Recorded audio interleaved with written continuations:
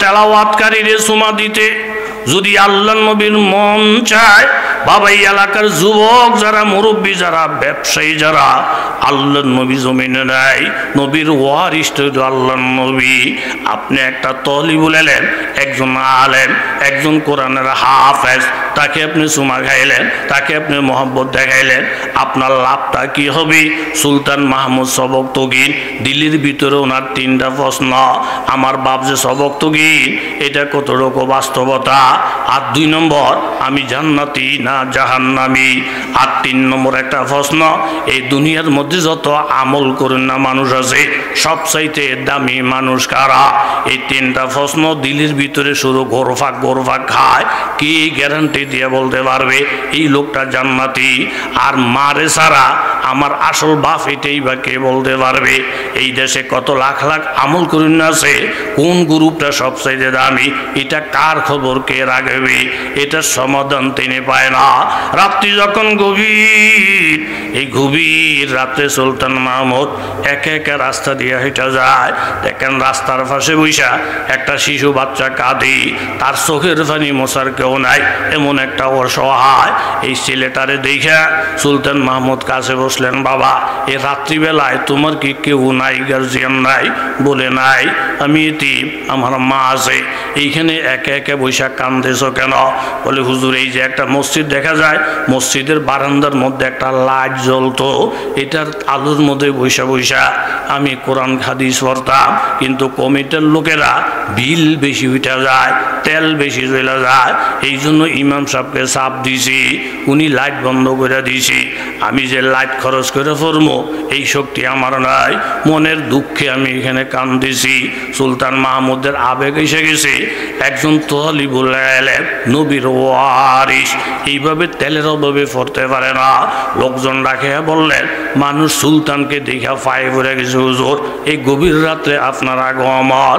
বলে আমি প্রজাদের খবর লই, এত লম্বা কথার দরকার নাই, তোমরা সিলিন্ডারের তেলের ব্যবস্থা করে দিও, মাসে মাসে তেলের যে বিলটা আসে এটা আমার থেকে নিয়ে যায়, এটা কোনো রাষ্ট্রীয় পক্ষ থেকেও না, আমার নিজের ইনকাম দেয়া তেলের বিলটা আমি পরিশোধ করব। এই কাজের মধ্যে যেন কোনো ভুল না হয়। এত বড় সুলতানের জন্য সামান্য একটু তেলের হাতিয়ে দেওয়া এটা হিসাবের মধ্যেও পড়ে না। এই কাজটা কইটা যখন চলে আসেন, দিন শেষ হওয়ার পরে রাত, এরকম জিকির আজকার করার পরে সুলতান মাহমুদ যখন ঘুমাইছেন, এই চক্ষুটা লাগার সাথে সাথে স্বপ্নে আমার নবীর সাথে দেখা। সুবহানাল্লাহ। আজজুহু গুনাহগারুহু আয় খালিকে আকবর, दिन रात ये करता हूँ दुआ, हाथ उठाकर ये असरब में जुए रोज़ाए फूर, नूरे पैगम्बर उस गायरुती जन्नत के ज़ियारत हो मुयस्सर। আমার নবীকে দেখার সাথে সাথে আমার নবী ডাক দিয়ে বললেন, ও সবকতগীনের ফোলা সুলতান মাহমুদ, একজন তলিবুল এলেমের তেলের খরচের ওয়াদা দিয়া তুমি নিজের জন্য জান্নাতকে ওয়াজিব করে নিছ। আমার আল্লাহ আমাকে বাড়াইছি তোমাকে জান্নাতের সুসংবাদ দেওয়ার জন্য। জোরে বলেন সুবহানাল্লাহ। সুলতান মাহমুদ বলেন, সাথে সাথে 3টা প্রশ্নের আমার জবাব হয়ে গেছে। এই এলাকার মধ্যে আমার বাবা শহীদ, আর আমি জান্নাতি, আর যত দামি মানুষ আছে সমস্ত দামি মানুষের থেকে বেশি দামি হইল তলিবুল এলেম। যারা এখনো এলেম তলবের মধ্যে আছে, তাহলে তাদেরকে একটা চুমা খাইলে, তাদেরকে বুকের সাথে জড়াইয়া রাখলে সুলতান মাহমুদ যদি জান্নাতের সংবাদ পাইতে পারে, আমাদের সাথে আল্লাহর তো দুশ্মনী নাই, এমন একটা আমল থাকলে আমরাও তো জান্নাতের সংবাদ পাইতে পারি। জোরে বলেন ঠিক কিনা? আস্তে একটা নারে তকবীর দেন, নারে তকবীর। কারণ কিছু কিছু আম্মুক আছে, বউ কহে মাহফিলও যান, মাহফিল মাহফিল অন্য জৈমা সারে নাই, মাহফিল অন্য জৈমা সারে নাই, সরে যাবো।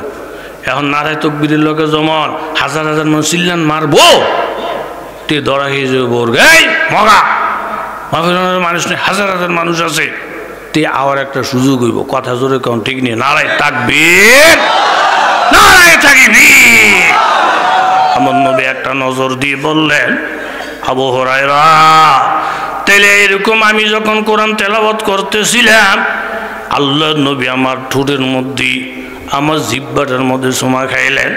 আমার ঘুম যখন ভাঙ্গে যায়, এরপরের থেকে যখন আমি কোরআন তেলাওয়াত করি, জিহ্বা দিয়া, ঠোঁট দিয়া, দাঁত দিয়া যখন কোরআন তেলাওয়াত করি, তেলাওয়াতের সাথে সাথে আমার জিহ্বা থেকে, ঠোঁটের থেকে মেশকম্বরের ঘেরান বাহির হইতে থাকে। আরেকজন দেখাইয়েন না, এরকম আরেকজন দেখাইয়া মোটামুটি অনেক মাহরুম হয়ে গেছি। কথা কন ঠিক নেই? আরেকজন না, আল মোমেন মিরআতুল মোমেন, একজন আল্লাহওয়ালা আরেক মোমেনের জন্য আয়না। কথা বলেন কি? কোরআন হাদিস নিজেকে সুসংগঠিত করার জন্য, আমলে আনার জন্য কোরআন হাদিসও হইল আয়না। কথা বলেন, কোরআন হাদিসও কি আয়না? আপনারা আমার অনেক পুরান মানুষ, প্রায় 25-30 বছর আপনাদের সমাজে জীবনের বড় এক অংশ কাটাইয়ে দিছি। বাকি কতদিন পারবো তৌফিকের মালিক জোরে বলেন কে? আল্লাহ। মুমিনের সামনে যখন আয়নার সামনে যায়, আল্লাহওয়ালাদের সামনে, আয়নারা চোখের সামনে ধরলে আয়নায় বইলা দেয়, এই তোর এখানে দাগ আছে, পরিষ্কার কর, এখানে মাটি লেগে আছে, এটা সাফ কর। এই দোষগুলো ধরাইয়া দেয়। জোরে বলেন কে? আটটু জোরে বলেন কে? এরম মোমেনের দোষ ধরাইয়া সংশোধন করে দেওয়ার জন্য দেশের মধ্যে পীর, মাশায়েখ, আলেম, ওলামা, তারা সাধারণ মোমেনের জন্য আল্লাহওয়ালা আলেম মোমেন যারা, এরা হইল আয়না। আয়নার সামনে গেলে নিজের দোষ বোঝা যায়, এখানে দাগ, এখানে দাগ, এখানে দাগ। এই দাগগুলা ধরাইয়া দেয় আলেম ওলামারা। কথা কোন ঠিক নেই? ওইব করতে আয়না পাইছে, আলেম পাইছে, মাথা ঠিক নেই। শিশুকালে বাপ মারা গেছে এতিম, 2 দিন পর জিগে আম্মা আব্বা কেমন আছিল, কেমন আছে? আরে বেটা তোর আব্বা কেমন আছিল, এরকম গোলগাল চেহারা ছিল, তোর কি হিসে? কয় শুধু আব্বারে চাইতে মন চায়, শুধু আব্বারে চাইতে মন চায়। বললে তো আর চাওয়া যায় না, খুব খেয়াল করেন। এখন তারই বয়স হয়ে গেছে 40, তারই চুলদারি কিছু কিছু ফাঁকা ধরছে। হাঁটতে গিয়া আয়না পাইছে, দরানি মাদ্রাসায় আয়না, এই মাহফিলের মধ্যে আয়না, আল্লাহওয়ালার এলাকায় আসছে আয়না, কপাল খুলছে। কথা কন ঠিক নেই? আয়না পাইলে লাভ, কপাল খারাপ। তে আয়নাটা সামনে ধইরা দেখি গোলগাল চেহারা, 2-1টা চুলদারি ফাঁকনা, দেখিতে কান্দা ধরছে। আল্লাহ, 40 বছর পরে আয়নার ভিতরে অঙ্গা আব্বারে, ওই যে অঙ্গা আব্বা, অঙ্গা আব্বারে দেখা যায়, আব্বারে দেখা যায় না, তোরে দেখা যায়। এই দোষ কি আরেকজনের না তোর? এই কোরআন হাদিস কি আরেকজনের জন্য না তোর জন্য? এই ওয়াজ মাহফিল কি আরেকজনের জন্য না তোর জন্য? কাল ডাইন বাম, ডাইন বাম, এই খাইচতের লোক। কথা কন আছে না নাই? এই তারে ভেসে বুতে তে আয়নার মধ্যে চুমা দেয়, বহু লাগায়, এই করে এই করে। বউটাই খেয়াল করছে আয়নার প্রতি এত মায়া বাড়লো, চুমা দেয়, বহে লাগায়, যে কি আয়না বালিশের তলে থুয়ে যখন গেছে কাজ করতে, এই বউ আয়না ধরছে। আগে তার কাছে আসলে তেও বুঝে না, এখন আয়না গেছে কার হাতে? কথা কন না কা? বউর তলে যে দইরা দেখে আয়নার ভিতরে বেড়া না বেডি? কথা কন, মাথাটা নষ্ট। হেতে মুন্সির ভাব ধরছে। হ্যাঁ, এই বেড়ির লোকে না সম্পর্ক করে ফুডুর ফুডুর ফুডুর ফুডুর, তার কলজাটা সিরমু আজগা। এই যে ফাইছিল নেয়ামত বুঝে নাই, এই শুধু গালিগালাজ গালিগালাজ, স্বামীর প্রতি বিদ্বেষী মনোভাব, এই বেটির লোকে খাতিল, এই বেটির লোকে খাতিল। ফাইয়ালুই শাশুড়িরে বিচারটা দেম, শাশুড়ির কাছে গিয়ে বিচার দিয়ে সামনের ফোলা নষ্ট নষ্ট, এতে আগের মুন্সি নাই, সেটা নষ্ট হইয়া কি যে আরেক বেটিরে আনার ভিতরে তুইয়া কথা কয়, বার্তা কয়, দুনিয়ার তাই তামসা। শাশুড়িকে যদি এরম কামই করে থাকে, তোর মতো বউ থুইয়া বিচার পাইবি, বিচার মইরা যাই নাই। কই কইটা আয়নার ভিতরে দে আয়না। এখন আয়না ঘুরতে ঘুরতে কার হাত? কিরে যুবক ফোলাবাইন কথা কস না কা, কার হাত? শাশুড়ি আয়নারা দেখে মাথাটা নষ্ট পুত্রে, খাতিল করছিলি জুহান জান বেরির লগে করতি, এরম একটা বুড়া বেরির লগে খাতিল করছো তো একটা দাঁতও নাই, তোর বাপ দয়ে তো ব্যাকল আসিল না। এই যে কেল গোল চক্কর খাইতেছে, ঘুরতে আছে, হাদিস আছে, কোরআন আছে, আলেম আছে, ওলামা আছে, শুধু বুঝের গোল মারার কারণে সব গোল মাল। কথা বলেন ঠিক কি না? গা খলিলে খেসরা দর নারে গোল যারা কুনি, গাহা ইসমাইলরা আজাদ করবা কুনি। ফরকে জাকারিয়া দুনি মাস আররা দি আয় করিম, দর্তনে আইয়ুব সাবের তোমায় কেরমা কুনি। গাহি ইউনুসরা দেহি দর বতনে মাহিয়ে মুকাম, গাহি ইউসুফ রাজকেনা বরদরি রান্দা কুনি। ও এলাকার যুবক তরুণ বাবারা, ব্যবসায়ী বাবারা, মুরব্বী বাবারা, পর্দানিসীন মায়েরা, ওয়াজ নসিহত প্রতিদিন হবে না গো মা। কোরআনের আয়নার মেলা বসবে না, অলি আল্লাহরা আসবে না। যুবক বাবা তুমি কথা চিন্তা করিও না হুজুর, এখনো তো আমি উঠতি বয়সের ছিলি, মাত্র আমি ঘুমতাই হাই স্কুলে পড়ি, মাত্র আমি এরকম ইউনিভার্সিটির একজন স্টুডেন্ট। হুজুর এখনো তো আমার বয়ান শোনার বয়স হয় নাই। বাবা তুমি দোকানে থাকো, পাটে থাকো, যে কোনো জায়গার মধ্যেই থাকো না কেন যুবক, তুমি মনকে ডাক দিয়ে বুঝাও, ওরে মন তোমার মতো কত যুবক বাবার কান্দে লাশ হইয়া কবরে চলে গেছি, তাদের কবরের ঘাসগুলো পর্যন্ত গরু ছাগলের পেটে চলে গেছি। এইভাবে বাবা ব্যবসায়ী তুমিও নিজে নিজে একটু মোরাকাবা করো। তোমার মতো এলিটগঞ্জের কত ব্যবসায়ী ছিল, এখনো তার দোকানটা দেখেলি ওই লোকটার কথা মনে পড়ি, এখনো কাস্টমারেরা তাকে খুঁজি, কিন্তু লোকটা জমিনে নাই। আর যে সমস্ত মায়েরা বিভিন্ন জায়গার মধ্যে আছেন গো মা, কিছু সময়ের জন্য মৌতের মোরাকাবা করেন, মনকে ডাক দিয়ে বলেন, ওরে মন এই বাড়ির মধ্যে একদিন নতুন বউ হয়ে আসছিলাম, পালকিতে উঠে আসছিলাম, কত মানুষের আনন্দে মাতোয়ারা বানাইয়া এই ঘরের মধ্যে ঢুকছিলাম, শাশুড়ি আমাকে দেখা জড়াইয়ে ধরছিল, মনের আনন্দে হাসা দিয়েছি। আমার স্বামী দূর দূর থেকে এক নজর দিয়া কলিজা ঠান্ডা হয়ে গেছে, আমার কপাল কত ভালো, আজকে আমার ঘর আলো হয়ে গেছি। যে আমার বউকে এক নজর দেখে তার কলিজা ঠান্ডা হয়ে যায়। প্রত্যেকটা ঘরে ঘরে আজকে আনন্দের মেলা চলছে, এই আনন্দটা চিরদিন থাকবে না গো মা। ওয়াইওয়াখিরুকুম ইলা আজালিম মুসাম্মা, প্রত্যেকটা মানুষের জন্য আমার আল্লাহ নির্ধারিত একটা সময় বেঁধে দিয়েছেন। ইযা জা, নির্ধারিত সময়টা যখন এসে যাবে, লা ইউআখার, একটা মুহূর্ত বিলম্ব করা হবে না, টাইম বাড়াইয়া দেওয়া হবে না। লাউ কানু ইয়ালামুন, যদি তোমরা জানো। এই জন্য মা আপনি একটু মোরাকাবা করেন।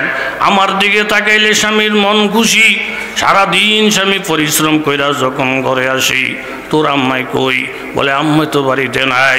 মুরব্বীর মনটা খারাপ হয়ে যায়, লাগে যেন বাড়িটা ঠান্ডা ঠান্ডা লাগে। এরকম স্ত্রী আইসা যদি স্বামীকে ঘরে না পায়, মনে হয় বাড়িটা যেন আজকে মরা মরা লাগে। একজনের সাথে আরেকজনের মনের একটা ভাব, প্রেমের একটা ভাব, যেই স্বামী আপনার দিকে তাকাইলে কলিজা ঠান্ডা হয়ে যেত।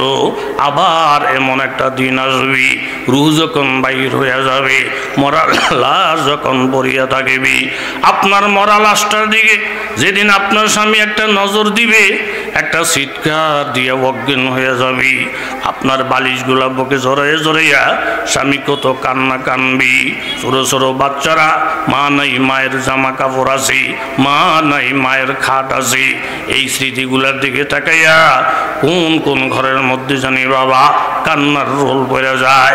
এই জন্য ওয়াজ মাহফিল আল্লাহ ওয়ালাদের মজলিসে আসা উদ্দেশ্য হলো দিলটাকে পরিবর্তন কইরা আল্লাহর মায়া দিলের ভিতরে ঢুকাইয়া, কোরআনের মায়া অন্তরে ঢুকাইয়া, আল্লাহ ওয়ালাদের সোহবতের দ্বারা আমি যদি হেদায়েতের কিছু নূর নিয়া বাড়িতে যাইতে পারি, বলা যায় না রে বাবা একটা মাহফিল আপনার আমার জন্য জীবনের মোড় ঘুরার জন্য যথেষ্ট হইয়া যাবি।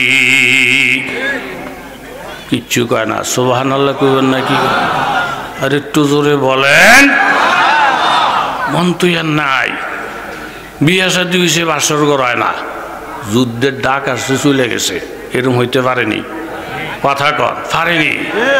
যুদ্ধের দামামা বাচ্চি দৌড়ে চলে গেছেন, যুদ্ধের কাজ শেষ, বিজয়ের পতাকা উড়াইয়া মদিনায় ঢুকছেন। আমার নবী বলতেছেন ও সাহাবী, ওয়ালি জাউজিকা আলাইকা হাক্কা, তোমার বিবির প্রতিও তো তোমার হক আছে। দিনের জন্য কোরআনের জন্য তুমি জিহাদের ময়দানে আসছ, গাজী হয়ে গেছ, বাসর ঘর হয় নাই, শুধু বিবাহর কাজ শেষ। এখন আমি নবী অনুমতি দিলাম, শ্বশুর বাড়িতে যাও, বিবির সঙ্গে মোলাকাত করো, এটাও একটা ইবাদত। আল্লাহর নবীর পরামর্শ নিয়ে জামাই শ্বশুর বাড়িতে আসলেন।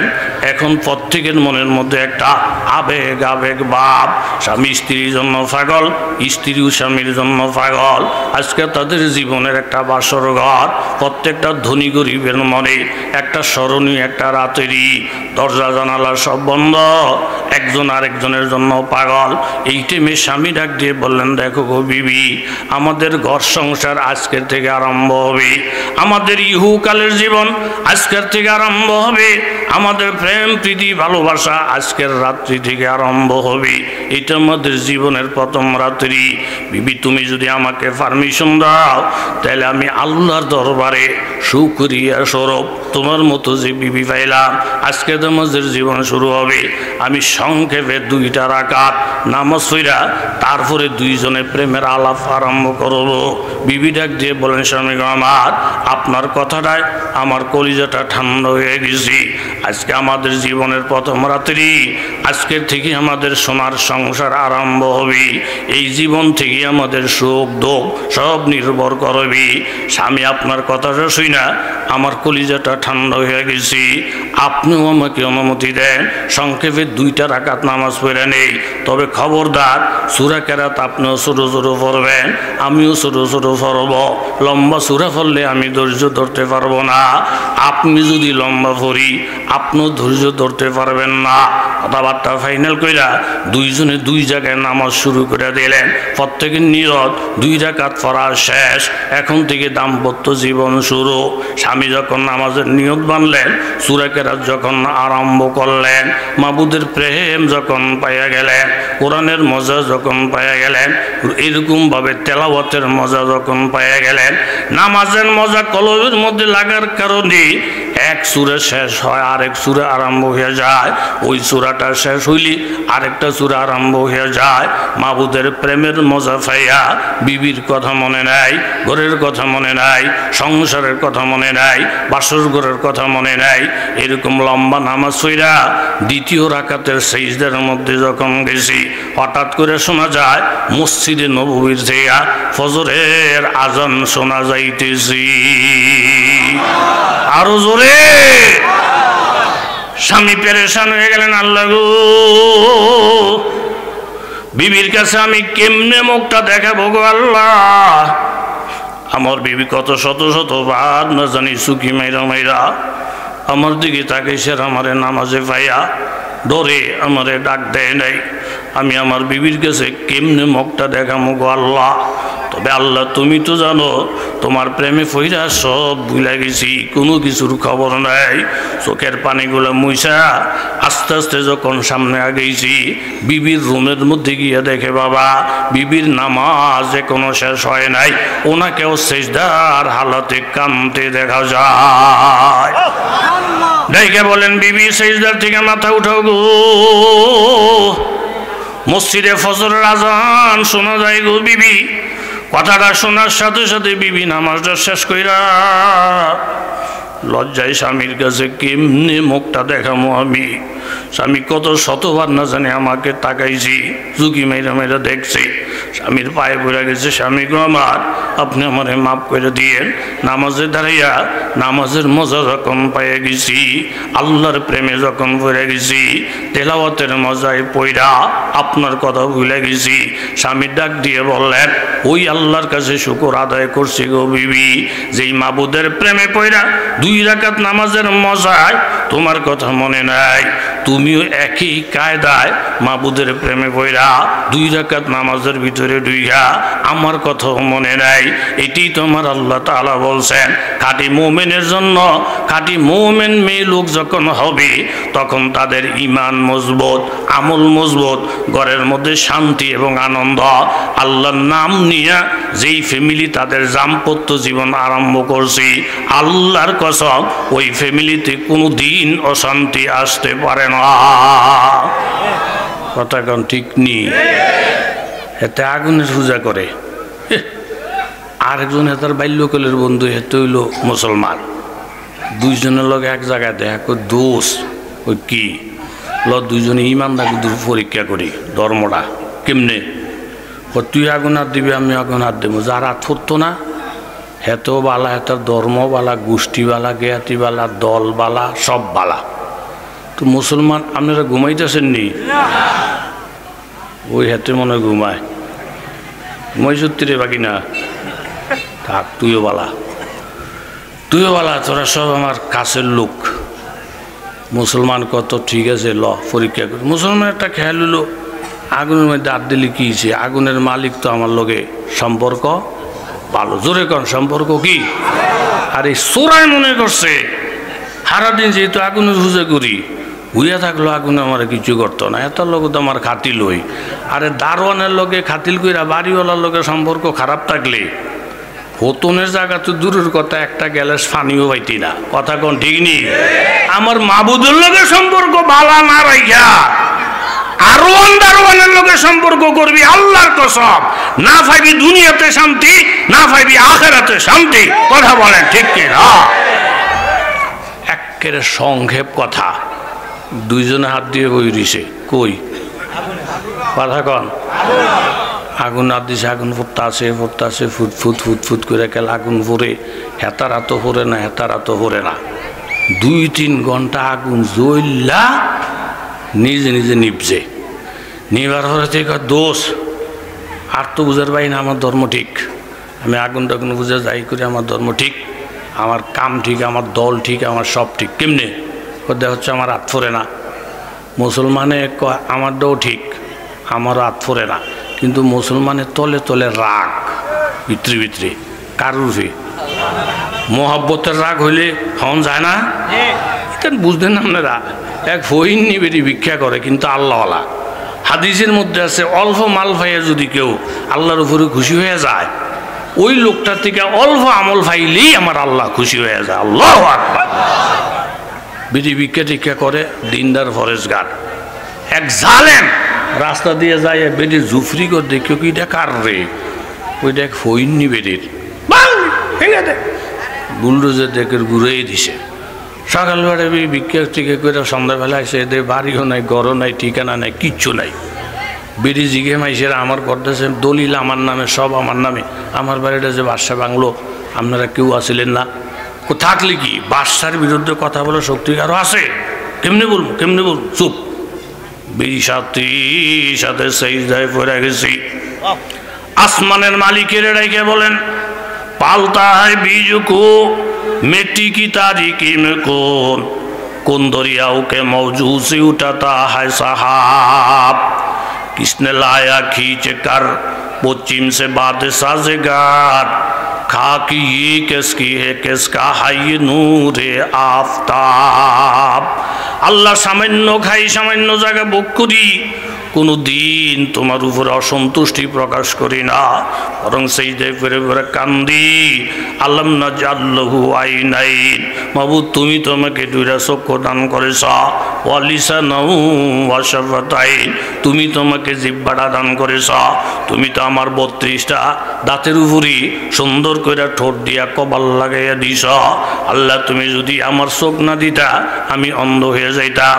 অন্ধ নজির আহমদ যে কেউ দাওয়াত দিত না। তুমি যদি আমার জিহ্বা না দিতা আমি বোবা হয়ে যাইতাম। এই বোবারই কেউ নির্বাচিত কইরা চেয়ারম্যান বানাইতো না। আমার দাঁতের উপরে যদি এইভাবে ঠোঁটের ল্যাপটা না দিতা 32টা দাঁত যদি বাইরে হয়ে থাকতো আমাদের ফার্স্ট পাই দিয়ে কেউ গন্ত না। কথা জোরে বলেন ঠিক কিনা? না সন্দেহ আছে এটি আল্লাহ যে দিছে? কোনো চোরাই কইতে পারবো না। না আমার হৌরে দিছে, আমার হৌরে দিছে। তোর হৌরের গুল্লি মারি। কথা কন ঠিক নেই? শ্বশুরবাড়ির থেকে মিষ্টির হোটলা ভাড়াইছে, জামে খায় না। কইতেন দরটা মানে লই যা মাইসে জিগে কি দামি মিষ্টি দিছে তো খাইতেন না কা? কয় হেতারও আমি দেখতারি না, যারে দেখতে পারি না হেতার দেওয়া কিছু আমি খাই না। কথা কন, কথা ঠিক নেই? আমার আল্লাহ তাআলা রাইকে বলেন দুনিয়ার মানুষ শ্বশুরের সাথে সম্পর্ক ভালো না, শ্বশুরই মিষ্টি দিলে খায় না, এটা হলো দুনিয়ার নিয়ম। আমি আল্লাহর সাথে যদি তোর সম্পর্ক ভালো নাই হয়, আমি আল্লাহরে যদি দুই চোখকে তুই দেখতে নাই পারস, আমার কোরআনকে যদি দেখতে নাই পারস, আমার আলেমদেরকে যদি দেখতে নাই পারস, শ্বশুরের ভালো লাগে না, শ্বশুরের দেওয়া কিছু খায় না, আমি আল্লাহ যদি ভালো নাই হই তাহলে আমি আল্লাহর দেওয়া চোখগুলা তুই ফেরত দে, জিহ্বাটা ফেরত দে, ফাওগুলা ফেরত দে, আমার জমিনগুলা ফেরত দে। ওরে নাস্তিকের বাচ্চা, আমার আল্লাহর নেয়ামত ছাড়া একটা মুহূর্ত চলার শক্তিও তো কারণ নাই। জোরে বলেন ঠিক কিনা? আল্লাহ বেরি সেজদা ধরে গেছে, সেজদা ধরে আল্লাহর কাছে আপনাকে মনে আসেনি কথা? অভিমান করে আল্লাহরে বলে, আল্লাহ গো সামান্য নেয়ামত দিছো, কোনোদিন না শুকর করি না। আমি সামান্য একটা জুফরির মধ্যে কাটাই, আমি হইলাম এই বাড়ির মালিক, কিন্তু জালেম বাদশা আমার বাড়িঘর সব বুলডোজার দিয়ে উড়িয়ে দিছি। আমি যদি থাকতাম অবশ্যই আমি বাধা দিতাম। আমি না ছিলাম না, আল্লাহ তুমিও কি এই ময়দানে ছিল না? তুই কই গেছিল আল্লাহ? জোরে বলে সুবহানাল্লাহ। মনের আবেগে যখন আল্লাহর এই কথাটা বলছে, আমার আল্লাহ তাআলার সাথে সাথে গজবের ফিরিস্তা পাঠাইয়া দিয়া জালেমের বাড়িঘরগুলা ধ্বংস কইরা ওই জুফরিটাকে আল্লাহ খাড়া করাইয়া দিয়া বুঝাইতে চাইছেন এমন কিছু বন্ধ জমিনে আছে আবেগ নিয়া, অভিমান নিয়া, সোহাগ নিয়া কথা বললে সেটাও তাদেরকে খালি হাতে ফিরাইয়া দেয় না। কথা বলেন ঠিক কিনা? মুসলমান তলে তলে একটু রাগ বেশি গিয়েছি। আমার আতামনে ফোরেন না, এটা তো ঠিক আছে, কোরআন সত্য, আদি মুসলমানের আতামনে ফোরবেন কা? আঙ্গ ধর্ম সত্য, কিন্তু তার দ্বারা আপনি রাখছেন কি? আমি এই সোরারডা তার আটকা, তার কুলিরা সদ্য হুইরালানোর দরকার ছিল। কথা জোরে কর, ঠিক নেই? একটা অক্ত নামাজ পড়ে না, আলেমরে গালি দেয়, কোরআন রে গালি দেয়, মোমেন বন্দারে গালি দেয়, ফির মাসায়েকদেরকে গালি দেয়। হিসাবে তো একদিনই কলজাটা সহ ধরে দেওয়ার দরকার ছিল। কথা জোরে বলেন ঠিক কি না? আল্লাহ আপনি আমার হাত পরান নাই আমি বুঝলাম, কিন্তু তার হাতটা আপনি কেন পরাইলেন না? আমার আল্লাহ তাআলা মোমেনকে ডেকে বলে, মোমেন রে কান্দিস না, সিজদা থেকে মাথা উঠা। আমিও মুশরিকের হাত পরাই দিতাম, অগ্নিপূজকের হাত পরাই দিতাম, কিন্তু অগ্নিপূজকের হাত তোর হাতের সাথে লাগা। এই তোর হাতের দিকে তাকাইয়া, তোর হাতের সম্মানের দিকে তাকাইয়া আমি তারে বাঁচাইয়া দিছি। তোর থেকে আলাদা হয়ে যাইতে ক, এই সমাজ থেকে দূরে সরে যাইতে ক, ফাইতে দেরি, তারে ফোরাইতে একটা মুহূর্ত দেরি করব না। জোরে বলেন ঠিক কিনা? একটা কাজ করেন ফ্যাট বইরা ভাত খাওয়ার জন্য। এই দেশ থেকে আলেম ওলামা, মাদ্রাসা, মসজিদ, হুজুর মুজুর মনে করছেন সব দৌড়ে দিতে পারলে আপনি ডেলি 250 চালের ভাত খাইয়া আরো গোলা বড়া দান থাকবো। আপনি এখনো টের ফান নাই মিয়া সাহেব। এই ইবাদত বন্দেগী সারা কাফের মুশরিকেরা, খ্রিস্টান, নাস্তিক, মুরতাদেরা এখনো যে জমিনের মধ্যে খাইতেছে, খাওয়ার ধারাবাহিকতা চলমান আছে।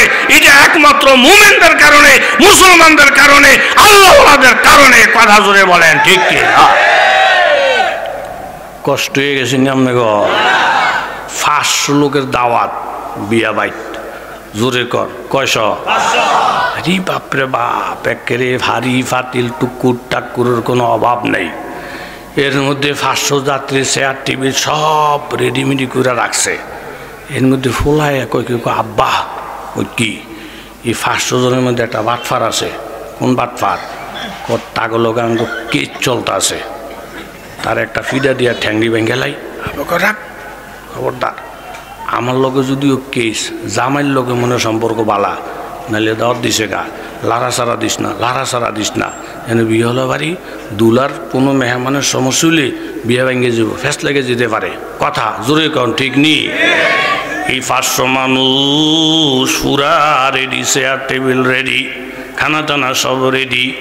ঠিক এই টাইমে যদি দুলাই শুধু এই খবরটা বলে দেয়, আরও যে 500 মানুষ হারাইছি প্রত্যেকের ঠিকঠাক মতন খাওয়াইয়া, পেপসি বান্ডা খাওয়াইয়া, রসের গোল্লা খাওয়াইয়া, তারপরে 7 আপ খাওয়াইয়া প্রত্যেকেরই নিজ নিজ বাড়িতে পৌঁছে দেন, আমি ভুলেও এই বাড়িতে যাইতাম না। এরকম একটা খবর যদি কেউ দূরে পৌঁছে দেয়, আপনারা 500-700 যা আছে সব খাওয়াইতেন, আমি যেতাম না, আমার মন টানে না। খাওন তো দূরের কথা, উষ্টারি বাদ করবো না। কথা জোরে বলেন, ঠিক কিনা? 500-700 খাইতেছে একমাত্র দুলার কারণে, কাফের মুশরিকেরাই জমিন বুক করে আছে একমাত্র আলেমদের কারণে, মুমিনদের কারণে, মাদ্রাসার কারণে, আল্লাহওয়ালাদের কারণে। কথা জোরে বলেন, ঠিক কিনা? কিন্তু দেখা যায় বাবা, যেই বেলার কারণে সব মানুষের খাওয়ার, এই বেড়া সমাজের মধ্যে কিছু বিপদ আপদের মধ্যে থাকে। দুলে যখন রওনা দেয় 14 জনের বাধা দেয়, আপনি রে যাইতে দেবো না, 20,000 টাকা না দিলে রাস্তা ছাড়বো না, এনে কাড়াত হয় হেনে কাড়াত হয়। এরপরে ঘরের মধ্যে বসার পরে এদিক দিয়ে গুতায়, ওই দিক দিয়ে গুতায়, এন দিয়া লবণের পানি দেয়, এই দিক দিয়ে মরিচের চিরা দেয়। জুলুম অত্যাচারের কোনো শেষ নাই। যেই মানুষটার কারণে এই 500 মানুষের খাওয়া, যেই মানুষটা এই অনুষ্ঠানের আসল, ওনার উপরে নানান রকমের তুফান তাফান আসে। এখন দুলায় জানি বিবাহ করতে আসলে, অনুষ্ঠানের মধ্যে আসলে আমার বিবিরে ফাইতে হইলে কিছু কিল গুতা খাওয়া লাগবেই। আমি রাগ করে যদি চলে যাই, ওই বেড়ার কপালও বিবাহ নাই, ওই বেবার কপালও আনন্দ নাই। তাহলে মুসলমান আলেম ওলামা এইভাবে আল্লাহওয়ালারা কিছু গুতা গাতা, কিছু ঠেলা ধাক্কা আসবেই। সালা সম্বন্ধী থাকলে করবেই। রাগ করে ইমান ছাড়া যাবে না, ইসলাম ছাড়া যাবে না। আর এই কথা সত্য, সমস্ত কাফের মুসলিমদের খাওয়া একমাত্র মুমিনদের কারণে। জোরে বলেন, ঠিক কিনা? এই জন্য এলাকার যুবক তরুণ বাবারা, হাদিস শরীফের মধ্যে আসছে 3 ধরনের মানুষের উপর আল্লাহ তাআলা দ্বিগুণ সওয়াব দান করে। এর মধ্যে 1 নম্বর হইল, যেই ব্যক্তির একজন বান্দি আছে, বান্দিদের সুন্দর মতন লেখাপড়া শিখাইয়া তারপরে তার আজাদ করে দিয়েছি, এরপরে আবার বিবি হিসাবে তাকে বিবসারি করছেন, উনি 2 গুণ সওয়াব পাবে। আর আরেকজন হলো ওই লোক যার 2 জন মালিক আছে, একজন দুনিয়ার মালিক, আরেকজন হলো আসমানের মালিক। দুনিয়ার মালিক মনে করেন চাকরি করে, মালিকেরও কাজের মধ্যে ঠক দেয় না। আবার আসমানের মালিক আল্লাহ, আল্লাহকেও ঠক দেয় না। আল্লাহ বলেন সে দ্বিগুণ সওয়াব পাবে। আমাদের দেশে এরকম বাজার সদায় বা ক্ষেতের মধ্যে গৃহস্থ দিয়া, কামলা দিয়া, বদলি দিয়া কাম করেনি। কথা কন্যা করেনি। করে যে চতুর্দিকে আজান হইতেছে, আজান হইতেছে, সরমনের মুরিদ, তবলিগের সাথী, হেরা বুদ্ধি করছে, রে হাজি সাহেব আমাকে 10 জন কামলা লইছে, চতুর্দিকে আজান আজান আজান। এলিগঞ্জ বড় মসজিদে গিয়া সুন্দর একটা পাঞ্জাবি ভিন্দা, নতুন একটা টুপি মাথার দিয়া, গোসলটা কইরা জমাতের সাথে গিয়া নামাজটা পড়ি। আর এজনকে মাগো, এই বাজার মসজিদ বা মহল্লার মসজিদ পর্যন্ত গিয়া নতুন কাপড় সব বদলাইয়া সদলাইয়া নামাজ পড়তে পড়তে 2 ঘন্টা সময় নষ্ট হইব। এই 2 ঘন্টা হাজি সাহেবের কামের থেকে বাদ যাইব। কথা কন, ঠিক নেই? এটা হাজি সাহেবের উপর বিরাট একটা জুলুম হয়ে যায়। আবার যদি নামাজটা না পড়ি, তাহলে আসমানের মধ্যে আরেকজন মালিক আছে, ওই মালিকের কাছে ধরা পড়ে যায়। তাইলে এখন কি করা যায়? তাইলে একটা কাজ কর, এই ক্ষেত্রে যেই কোনো একটা কুফের দিয়া কোনো রকম উজুটা বানা। এই খালের থেকে উজু বানাইছে, ঘরের পানি দিয়ে উজু করছে, জামা নাই কাপড় নাই, সাধারণ কাপড় সবর বইরা একজনে আজান দিছে, এই বেড়া একামত দিছে, দিয়া ক্ষেতের আইলের মধ্যে নামাজ আরম্ভ করে দিছি, অথবা পাহাড়ের পাদদেশে নামাজ শুরু করে দিছি। এইখানে ময়লা দেখা যায়, এইখানে কাপড় সবর খারাপ দেখা যায়, একমাত্র আমার আল্লাহকে খুশি করার জন্য, আবার মালিকেরও ঠিক রাখার জন্য। বান্দা যখন নামাজে দাঁড়িয়ে গেছি, আমার আল্লাহ তাআলা ফেরেশতাদেরকে ডাইকে বলেন, দেখো দুনিয়ার মালিকেরও ঠিক রাখছি, আবার আমি আল্লাহ তাআলাকেও ঠিক রাখছি। ফেরেশতারা সাক্ষী হয়ে যায়, এই কামলারা যে ক্ষেতের আইলের মধ্যে নামাজে দাঁড়িয়ে গেছে, তাদের এক একটা রুকু, এক একটা সিজদা, এক একটা আমলকে আমি আল্লাহ তাআলা অন্য নামাজের থেকে অন্তত 50 গুণ বাড়াইয়া দিলাম। সুবহানাল্লাহ। এই জন্য দোস্ত আহবাব, আপনাদের সকলকে লক্ষ্য করে বলবো, এই যাই দিন শরীয়তের দিকে মতওয়াজ্জ হয়ে যায়, আল্লাহ রাজি, এরকমভাবে সমাজে চলবো আমার মালিক, মালিকও রাজি। ওই বেড়ার প্রত্যেকটা আমলের দাম জোরে বলেন 10 গুণ না 50 গুণ বাড়বে। জোরে বলেন কার কাছে? মানব যে আয়াত পড়ছিলাম সারাংশ হইল মানতে হইব। হুজুর সাল্লাল্লাহু আলাইহি সাল্লাম হযরত আবু হুরায়রা নাম শুনছেন নি? জোরে কোন শুনছেন না? মসজিদের দরজার মধ্যে দাঁড়িয়ে আছে ক্ষুধার্ত, বড় বড় সাহাবীরা রাস্তা দিয়ে যাবে, সালাম দিবেন, মাসালা জিজ্ঞাসা করবেন, জবাব দিতে দিতে যদি বাড়ি পর্যন্ত যায়, ধারণা আমারে না খাওয়াইয়া ছাড়ত না। বড় বড় জলিলুল কদর সাহাবীরা গেছেন, সালাম দিয়েছেন, মাসালা জিজ্ঞাসা করছেন, জবাব দিয়েছেন, চলে গেছেন। আবু হুরায়রার মনের দুঃখ একজন সাহাবীও বুঝে না। সর্বশেষ বাহির হইলেন, আপনার নবী আমার নবী মুহাম্মদুর রাসূলুল্লাহ সাল্লাল্লাহু আলাইহি সাল্লাম। নবী যখন বাহির হইলেন, হযরত আবু হুরায়রা সালাম দিলেন। সালামটা দেওয়ার সাথে সাথে আল্লাহ নবী একটা মুস্কি হাসি দিয়ে বলেন, ও আবু হুরায়রা, তোমার সালামের থেকে মুহাম্মদুর রাসূলুল্লাহ খিদার গেরান পাইতেছি। আমার বুঝার বাকি নাই যে মাদুরেরা মোহরে মান আমো হতাম, চিবুয়াদের সামনে একে মান আফরু হতাম, দাদাই আইয়ুবরা মোহরে পেদার, বাহারে মেহমানি কেরমা বেজরার। আমার নবী উম্মতের মুখের দিকে তাকাইলে মা যেমন সন্তানের ব্যথা বুঝি, নবীও উম্মতের ব্যথা বুঝি। আল্লাহ নবীর বুঝার বাকি নাই। হযরত আবু হুরায়রার খিদা, হযরত আবু হুরায়রা পেরেশান, লজ্জায় কারো কাছে হাত বাড়ে না। বললেন, আবু হুরায়রা তুমি আমার সঙ্গে চলো, যদি আমার ঘরের মধ্যে খাবার থাকে তবে এই কথা নিশ্চিত আবু হুরায়রাকে রাইখা আল্লাহ নবী একা খানা খাবে না। জোরে বলেন ঠিক কিনা? নবী ফুরান ফুরান কাফের একটা ফুরান হয়ে গেছে, ডাক্তার তোরা কই আসিলি? কই কিল্লিগা? এই দিক দিয়ে যে মোহাম্মদ গেছে আমারে খবর দিলি না? আত্মরি ভেঙে দিতাম। পোলাবেনে কয়, দাদা এদিক দিয়ে মোহাম্মদ গেছে আপনি দেখছেন নিজের চোখে? বলে না। তাহলে কেমনে বুঝলেন মোহাম্মদ গেছি? বলে লাত ওজার কসম, মোহাম্মদ যদি কোনো রাস্তা দিয়ে শুধু হাইটাও যায়, অনেক দিন পর্যন্ত ওই এলাকাটার মধ্যে শুধু মেশকো আম্বরের গেরান ছড়াইতে থাকি। ইমাম আসিম রহমতুল্লাহ আলাইহি মসজিদে নববীতে কোরআন তেলাওয়াত করলে পুরা মসজিদের মধ্যে গেরান মুখরিত হয়ে যাইত। মুসল্লিরা ফেসাদান, হুজুর আপনি কোন আতরটা ব্যবহার করেন? এত গেরান কোনো কোম্পানির আতরের মধ্যে নাই। বলতে চাই উনি বলে না, বলতে চাই উনি বলে না। বারবার বারবার বিরক্ত করার পরে বলে, আমি দুনিয়ার কোনো আতর ব্যবহার করি না, আমি নবীজির রওজার পাশে রিয়াজুল জান্নার কাছে বৈশা বৈশা প্রতিদিন কোরআন তেলাওয়াত করি। আমার মধ্যে রওজার মধ্যে আর কোনো গ্যাপ থাকে না। এইভাবে তেলাওয়াত করতে করতে হঠাৎ একদিন আমার যখন ঘুম আইসা যায়, ঘুমের মধ্যে আল্লাহর নবীর সাথে আমার মোলাকাত। গাছে দুরম্ব জেসমানি ফেরাকত, গাছে দুরম্ব জেসমানি ফেরাকত, দমুদম্বর বরুহানি মোলাকাত। আল্লাহর নবীর সাথে আমার মোলাকাত। আল্লাহর নবী আমাকে ডেকে বলেন, ও ইমাম আসেন, তুমি যেই জবানটা দিয়ে কোরআন পড়ো, যেই ঠোঁট দিয়ে যেই সিফত মাখরাজগুলো আদায় করো, তোমার তেলাওয়াত শুনলে আমার কলিজা ঠান্ডা হয়ে যায়। যেই জবানটা দিয়ে তুমি কোরআন শরীফ পড়ো আসেন, এই জিহ্বাটা একটু সামনে বাড়াইয়া দাও।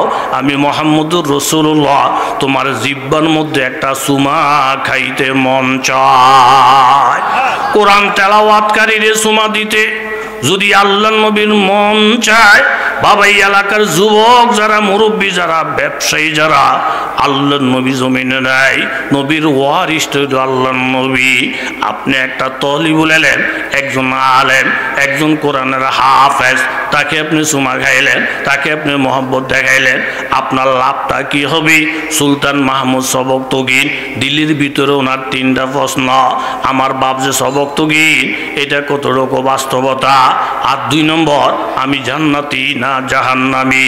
আর 3 নম্বর একটা প্রশ্ন, এই দুনিয়ার মধ্যে যত আমল করেন না মানুষ আছে, সবচাইতে দামি মানুষ কারা? এই 3টা প্রশ্ন দিল্লির ভিতরে শুধু গোরফাক গোরফাক খায়। কি গ্যারান্টি দিয়ে বলতে পারবে এই লোকটা জান্নাতি? আর মারে সারা আমার আসল বাপ এটাই বা কে বলতে পারবে? এই দেশে কত লাখ লাখ আমল করেন আছে, কোন গ্রুপটা সবচাইতে দামি? এটা কার খবর কে রাখবে? এটার সমাধান তিনি পায় না। রাত্রি যখন গভীর, এই গভীর রাত্রে সুলতান মাহমুদ একে একে রাস্তা দিয়ে হেঁটে যায়। দেখেন রাস্তার পাশে বৈশা একটা শিশু বাচ্চা কাঁদে, তার চোখের পানি মোছার কেউ নাই, এমন একটা অসহায়। এই ছেলেটারে দেখে সুলতান মাহমুদ কাছে বসলেন, বাবা এই রাত্রিবেলায় তোমার কি কেউ নাই, গার্জিয়ান নাই? বলে নাই, আমি এতিম, আমার মা আছে। এইখানে একে একে বৈশাখ কান্দেছ কেন? বলে হুজুর এই যে একটা মসজিদ দেখা যায়, মসজিদের বারান্দার মধ্যে একটা লাইট জ্বলতো, এটার আলোর মধ্যে বৈশা বৈশা আমি কোরআন হাদিস পড়তাম, কিন্তু কমিটির লোকেরা বিল বেশি উঠে যায়, তেল বেশি চলে যায়, এই জন্য ইমাম সাহেবকে চাপ দিছি, উনি লাইট বন্ধ করে দিছি। আমি যে লাইট খরচ করে পড়বো এই শক্তি আমার নাই, মনের দুঃখে আমি এখানে কান্দিছি। সুলতান মাহমুদের আবেগ এসে গেছে, একজন তলিবুল ইলম, নবীর ওয়ারিস, এইভাবে তেলের অভাবে পড়তে পারে না। লোকজন রাখে বললেন, মানুষ সুলতানকে দেখা পায়ে পড়ে গেছে হুজুর, এই গভীর রাত্রে আপনার আগমন। বলে আমি প্রজাদের খবর লই, এত লম্বা কথার দরকার নাই, তোমরা ছেলেটাদের তেলের ব্যবস্থা করে দিও, মাসে মাসে তেলের যে বিলটা আসে এটা আমার থেকে নিয়ে যায়, এটা কোনো রাষ্ট্রীয় পক্ষ থেকেও না, আমার নিজের ইনকাম দেয়া তেলের বিলটা আমি পরিশোধ করব। এই কাজের মধ্যে যেন কোনো ভুল না হয়। এত বড় সুলতানের জন্য সামান্য একটু তেলের হাতিয়ে দেওয়া এটা হিসাবের মধ্যেও পড়ে না। এই কাজটা কইটা যখন চলে আসেন, দিন শেষ হওয়ার পরে রাত, এরকম জিকির আজকার করার পরে সুলতান মাহমুদ যখন ঘুমাইছেন, এই চক্ষুরা লাগার সাথে সাথে স্বপ্নে আমার নবীর সাথে দেখা। সুবহানাল্লাহ। আজ জুহু গুনাহগারহু আয় খালিক আকবর, दिन रात ये करता हूँ दुआ हाथ उठाकर, ये असरब में जुए रोज़ाए फूर नूरे पैगम्बर, उस गायरुती जन्नत के ज़ियारत हो मुयस्सर। আমার নবীকে দেখার সাথে সাথে আমার নবী ডাক দিয়ে বললেন, ও সবকতগীনের ফোলা সুলতান মাহমুদ, একজন তলিবুল ইলমের তেলের খরচের ওয়াদা দিয়া তুমি নিজের জন্য জান্নাতকে ওয়াজিব করে নিছ। আমার আল্লাহ আমাকে বাড়াইছি তোমাকে জান্নাতের সুসংবাদ দেওয়ার জন্য। জোরে বলেন সুবহানাল্লাহ। সুলতান মাহমুদ বলেন, সাথে সাথে 3টা প্রশ্নের আমার জবাব হয়ে গেছে। এই এলাকার মধ্যে আমার বাবা সলিদ, আর আমি জান্নাতি। আর যত দামি মানুষ আছে সমস্ত দামি মানুষের থেকে বেশি দামি হইল তলিবুল ইলম, যারা এখনো ইলম তলবের মধ্যে আছে। তাহলে তাদেরকে একটা চুমা খাইলে, তাদেরকে বুকের সাথে জড়াইয়া রাখলে সুলতান মাহমুদ যদি জান্নাতের সংবাদ পাইতে পারে, আমাদের সাথে আল্লাহর তো দুশ্মনী নাই, এমন একটা আমল থাকলে আমরাও তো জান্নাতের সংবাদ পাইতে পারি। জোরে বলেন ঠিক কিনা? আস্তে একটা নারে তাকবীর দেন, নারে তাকবীর। কারণ কিছু কিছু আম্মুক আছে বউ কহে মাহফিল যান, মাহফিল মাহফিল অন্য জৈমা সারে নাই, মাহফিল অন্য জৈমা সারে নাই, সরে যাম। এখন নারে তাকবীরের লোকে যেমন হাজার হাজার মানুষ চিল্লান মারবো, তে ধরা খেয়ে যাবে বোর গাই মগা মাহফিল মানুষ নেই, হাজার হাজার মানুষ আছে, তে আবার একটা সুযোগ হইব, কথা জোরে কোন ঠিক নেই, নারে তাকবীর, নারে তাকবীর। আমার নবী একটা নজর দিয়ে বললেন, আবু হুরায়রা, তাইলে এরকম আমি যখন কোরআন তেলাওয়াত করতেছিলাম, আল্লাহর নবী আমার ঠোঁটের মধ্যে, আমার জিহ্বাটার মধ্যে চুমা খাইলেন। আমার ঘুম যখন ভাঙ্গে যায়, এরপরের থেকে যখন আমি কোরআন তেলাওয়াত করি, জিহ্বা দিয়া, ঠোঁট দিয়া, দাঁত দিয়া যখন কোরআন তেলাওয়াত করি, তেলাওয়াতের সাথে সাথে আমার জিহ্বা থেকে, ঠোঁটের থেকে মেশকম্বরের ঘেরান বাহির হইতে থাকে। কুতাকুতি করেন না, কষাকুচি করবেন, মরবেন। এই পর্যন্ত বাঁচতে পারে নাই কেউ বেদবি কইরা মা বাবার সাথে, আলেমদের সাথে, আমগো বাঁচার কোনো লক্ষণ নাই। নবীজি বলেন চলো আমার সাথে। হযরত আবু হুরায়রা রওনা দিলেন। কার সাথে? নবীর সাথে। বলেন বলেন কার সাথে? যেতে যেতে উম্মে সালমা রাদিয়াল্লাহু আনহার ঘরে গেছেন। যাওয়ার পর উম্মে সালমা বলেন, ইয়া রাসূলুল্লাহ, এক ফেয়ালা দুধ। কয় ফেয়ালা? আরো জোরে কোন, কয় ফেয়ালা? নবীকে মাশাআল্লাহ কপাল খুলছে রে। এক ফেয়ালা দুধ হইলে হযরত আবু হুরায়রা রাদিয়াল্লাহু আনহু বলেন, আমি খামো অর্ধেক আর নবী খাইব, এ কথা কয় না, নবী খাইব কি? খারাপ হইতো না। এক ফেয়ালা দুধ এর মোটামুটি একটু বা হইতেছে, খাইব খাইব বাপ।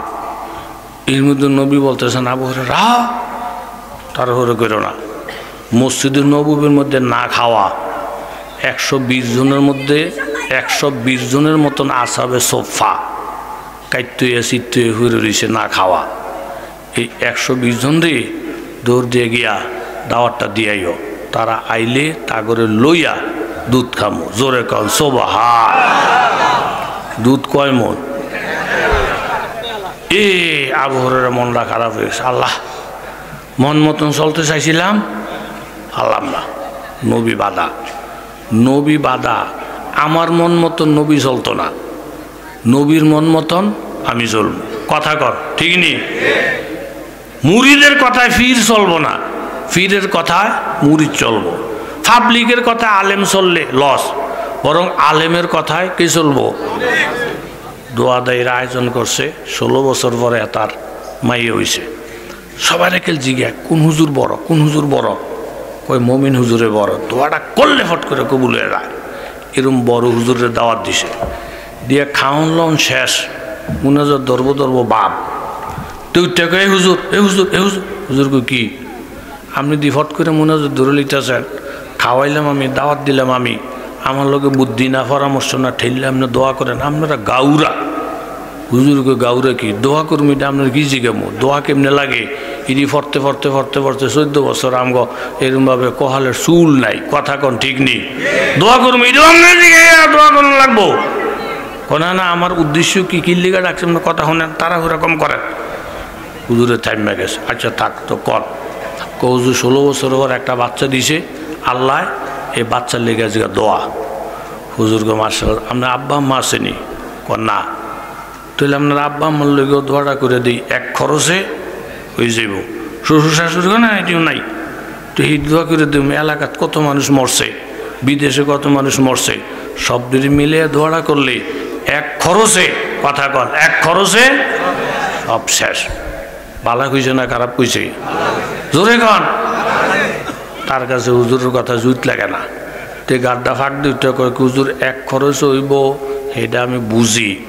তবে দোয়ার মধ্যে যদি এত মাইসের নাম লন, এই দোয়া বাঘ হইতে হইতে আমার হুতের বাঘে অল্প হুজুর পড়ব। আমার বেশি আদরের ফলা হুজুর, হুজুর এনে 10টাও না 15টাও না, এরম হুজুর করে কানে ধরে ঘুরাইতে আনলে এতে খুশি। এই খাইতে লোক কথা কন আসে না নাই?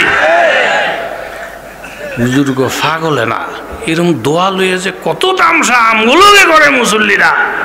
সেদিন এক হুজুরের দর্শে, হুজুর আপনি কোন মাদ্রাসাত পড়ছেন? কি আরে হযরত ওমর রাদিয়াল্লাহু আনহু হারারেত ঘুরে ঘুরে কার করে ভাত নাই, কার করে তরকারি নাই দিয়েছে, এই পর্যন্ত দিয়েছেন কোনো মাইসেরে গিয়া ভাত তরকারি ফাটাইয়া। আচ্ছা ওমর রাদিয়াল্লাহু হইছে রাষ্ট্রপতি আর হুজুরে ৬০০০ টাকা বেতন পায়, কার লোকে কারে মিলায়? এই খাইছে তো লোক সমাজে কথা কন আছে না নাই? হুজুরে গেছে গা মাথাটা নষ্ট, কথা লাম্বার দিকে নেমোরা। হুজুরের মাথাটা নষ্ট হয়েছে, কি রে এত মাইসের নাম কইলে বলে তার বলে দোয়া বলে ঠেড়া পড়বো, দোয়া বলে কইমা যাইব। বুখারী শরীফের মধ্যে একটা হাদিস আছে 13 পারার মধ্যে, আল্লাহ নবী খাইবরের মাল বিতরণ করে। এর মধ্যে একটা কয় ইয়া রাসূলুল্লাহ আপনার সর্বশ্রেষ্ঠ নবী না? নবী কয় আমি একটা সব নবীর নবী, আপনার একটা কথা করলে গাইছি। নবী কয় কি? আপনি যে মাল বাট্টা করতেছে বেশকম করেন না, খবরদার, বেশকম করা কিন্তু মারাত্মক গুনাহ। এটা এই মুনাফেকে ওয়াজ করে কারে? নবীরে। বেশকম করা বলে কি গুনাহ? মারাত্মক গুনাহ। ডাইনবাম করেন না, একের সমান ফাল্লি দিয়ে মাপবেন, একখানো যেন বেশি আর একখানো কম এমন যেন না হয়, এটা বড় গুনাহ, কবিরা গুনাহ, কবিরা গুনাহ। সাহাবী পিছনে হযরত খালেদ ইবনে ওলীদ, খালেদ ইবনে ওলীদের আমার মাথাটার মধ্যে রক্ত উঠে গেছে গা, তে নবীরে ওয়াজ করে, নবীরে হেদায়েত করে। নবীজি খালেদ ইবনে ওলীদ তলোয়ারটা লইছে, একটা কোপ দিয়ে তোর গলাটা হারাই দেব। নবীকে খালেদ ইবনে ওলীদ থামো। আমার আগে আমার এক ভাই আইছিল এই জমিনে, নবী, ওনার নাম মুসা। ওনার উম্মতেরা এদের থেকে আরো বেশি কষ্ট ওনারা দেশে বিরক্ত করছে। উনি যেহেতু প্রতিশোধ নেয় নাই, আমিও নিতাম না, তো আমারে যেরকম উম্মতেরা জ্বালায়, এ আমার আলেমদেরকেও কিছু উম্মতে জ্বালাইবো। নবীরে ওয়াজ করে ঠিকঠাক মতন মাইপা দিয়েন, আমগরে ওয়াজ করে এই ঠিকঠাক মতন নামাজ পড়েন, আমগরে ওয়াজ করে ঠিকঠাক মতন কোরআন মেনে চলেন। এই জাতের লোক সমাজে কথা বলেন মিয়া, আছে না? না। হুজুরে গেছে গা ঘাবড়াইয়া, দোয়া বাড়াই দিলে বলে দোয়া বলে কমে যাবো গা। জীবনে তার ভাই তার দাওয়াত খাইতাম না, আজকে কোনো রকমে গেল জীবনটা লইয়া ফলাইতালে সারছে। যা হুজুরে শক্ত হয়ে বসে বইয়া কয়, শুধু আপনার ভূতের লেগা? হা। ডাইনবাম? না না, ডাইনবাম নিয়েন না, হুজুর তো আপনার ভূতের নাম কর। হ্যাঁ তার বাপ সাহেবে বুঝে গেলে দোয়ার মধ্যে একটু টের বেটার হইলি হাতে আমার ধরব। কথা কোন ঠিক নেই? কোরবানি দিতে গেছি, গরু জবাই করবো, সোয়াইলি শেখার আতফাও বান্ধা, মালিক হয়ে না। কি মালিক কই? হাতে উর্ফির থেকে কয় হুজুর একটু রাখেন প্লিজ প্লিজ, একটু আসতেছি। এই গরু সাইডটা হাতে আইসে অনেকক্ষণ পরে ওটা বালাম খাতা লইয়া। খাতাত কি? হুজুর কোরবানি যে দেবো 7 নামে নাম দিয়ে লিখকে আনছি। আমি কিন্তু লেহন টন লাগতো না, আপনি নিজে নিজে নিয়ত করলে ওই যে। না না না হুজুর, এটা ধর্মীয় ব্যাপার, সেন্সিটিভ ব্যাপার, এটা গুরুত্বপূর্ণ বিষয়, আপনি তাড়াহুড়ো করেন, একটু মনোযোগ দেন। কিল্লিকে মনোযোগ দেব? কয়েকটা সাক্ষীর দরকার, কার নামে আমি কোরবানি দেব। 7টা নাম পড়ছে, একটা নাম পড়ে মার নাম, বাহের নাম, থানা, গ্রাম, পোস্ট অফিস, আবার আরেকটা নাম থানা, গ্রাম, পোস্ট অফিস, জেলাও। এইভাবে 7টা নাম বললে আপনি ধৈর্য ধরতে পারবেন? মাথাটা নষ্ট, গরু চিল্লা চিল্লি লাফালাফি। এই মেয়ে আপনি 7 নাম বলছেন বালা কথা, মার নাম, বাবের নাম, গ্রাম, থানা, পোস্ট অফিস, জেলা, এই লিখছেন কেন? কয় যে হুজুর ইদি লিখছি কি লিগা? আমার নাম হয়েছে আবদুল্লাহ, আমার গরুর দাম 2 লাখ। এরম আবদুল্লাহ হাজার হাজার মানুষের যে কোরবানি দিব, আরেক আবদুল্লাহর গরুর দাম হলো হুদ্দা 35,000। এখন কোন আবদুল্লাহর সব কোন আবদুল্লাহটার ভিতরে ঢুকে যায়? এই জন্য গ্রাম, থানা, পোস্ট অফিস ভাগ করে দিছি যেন ফেস না লাগে। এরম দুর্বলওয়ালা ইমানওয়ালা লোক সমাজের মধ্যে আসে না। না, আল্লাহর নবীর কথাটা শুই না হযরত আবু হুরায়রা থাইমা গেলেন। আমার মন মতন নবী চলবে না, নবীর মন মতো আমাকে চলতে হবে। আবু হুরায়রা গিয়ে দাওয়াত করলেন, সংখ্যা 120 জন। কলেন কয়জন? আমরা জিগিতাম, আমরা দাওয়াত দিতেছে, গরু কটা জব করছে, খাসি কটা, দুম্বা কটা? জিগিয়েছেন খাওয়ানোর আয়োজন কি? বলে 1 পেয়ালা দুধ, সাহাবে কেরামও বাড়াবাড়িতে যায় নাই। দাওয়াত দাতা যেহেতু নবী, আল্লাহ নবীর হুকুমের বিপক্ষে চলা যায় না। ইয়াউমালা ইউখজিল্লাহুন নাবিয়্যা ওয়াল্লাযীনা আমানু মাআহু। সূরাতুত তাহরিমের মধ্যে আমার আল্লাহ বলেন, ওই দিনের কথা স্মরণ করো রে, যেদিন অনেক মানুষ অপমান হয়ে যাবে, কিন্তু নবীর আল্লাহ অপমান করবে না, মুমিনদেরকে অপমান করবে না। আস্তে আস্তে 120 জন সাহাবী আল্লাহ নবীর ঘরে হাজির। আবু হুরায়রা ভাবলেন এতক্ষণ পর্যন্ত যা হওয়ার হয়ে গেছে, 120 জন যখন হাজির, আমি যেহেতু প্রথম সিরিয়ালে আছি, দুধের পেয়ালাটা আমার হাতেই তো আসবে, আসলে আমি ইচ্ছে মতন খাওয়ার পরে থাকলে থাকবো, না থাকলে নাই, আর ধৈর্য ধরতে পারবো না, আমার টেনশনের কোনো কারণ নাই। এইখানে নবী আর একটা শিক্ষা দিলেন, আবু হুরায়রা তুমি আগে না খাইয়া মেহমানদেরকে সিরিয়ালে বসে দাও, একজনের হাতে ফেলা দাও, উনি খাইলে আরেকজন, উনি খাইলে আরেকজন। আবু হুরায়রা বলেন 3 নম্বরের ধাক্কাটার মধ্যে আইসা মোটামুটি আমি আশা চাইরাই দিছি, দুধ আজকে আমার কপালে নাই। আবার আরেকটা কথা প্রতিও বিশ্বাস করছি, নবীর কথা মাইনা সইলা আজ পর্যন্ত কেউ ঠকে নাই। জোরে বলেন ঠিক কিনা? নবীর কথা অনুযায়ী ছেড়ে দিলেন পেয়ালা। ঘুরতে ঘুরতে ঘুরতে ঘুরতে 120 জন সাহাবীর হাত ঘুইরা হযরত আবু হুরায়রার হাতে যখন মারছি, আবু হুরায়রা দুধের পেয়ালা নিয়ে চোখের পানি মুছতেছি। নবী বলেন, আবু হুরায়রা কান্দো কেন? বলে, ইয়া রাসূলুল্লাহ, 120 জন সাহাবী খাওয়ার আগে যেই পরিমাণ দুধ পেয়ালার মধ্যে ছিল, 120 জনের খাওয়া শেষ, কিন্তু দুধের পরিমাণ আগের মতোই দেখা যায়। নবী বললেন, আবু হুরায়রা এখন খাও। খাওয়ার পরে বলেন আবার খাও, খাওয়ার পরে বললেন আবার খাও। আর যখন কোনো জায়গা নাই, তখন আল্লাহর নবী সমাপ্ত কইরা আবু হুরায়রার মাধ্যমে খবরটা জানাই দিলেন, উম্মতের কথা মাইনা নবী চললে উম্মতের লস হইতো, উম্মত বিসর্জন দিয়া নবীর কথা মাইনা চলছে, খানার মধ্যে যেমন বরকত, এইভাবে আলেমের কথা মাইনা, কোরআন হাদিস মাইনা মনের বিরুদ্ধে হইল যারা জীবনকে সামনে দাঁড়াতে পারবে, আল্লাহ তাআলা ইহকাল পরকালে বরকত দিবে। জোরে বলেন ঠিক কিনা? নারায়ে তাকবীর, নারায়ে তাকবীর। প্রতি বছর দরানি ভাড়া শুক্রবারে আসি, ঠিক নি? মনে আছে নিও কাকা? কি বারে? শুক্রবারে। তাও বয়ান থাকে কোন সময়? এই যে তারা মনে রাখছে মাগরিবের পরে। এবার একটু ইয়ে হয়ে গেছে ডেটে।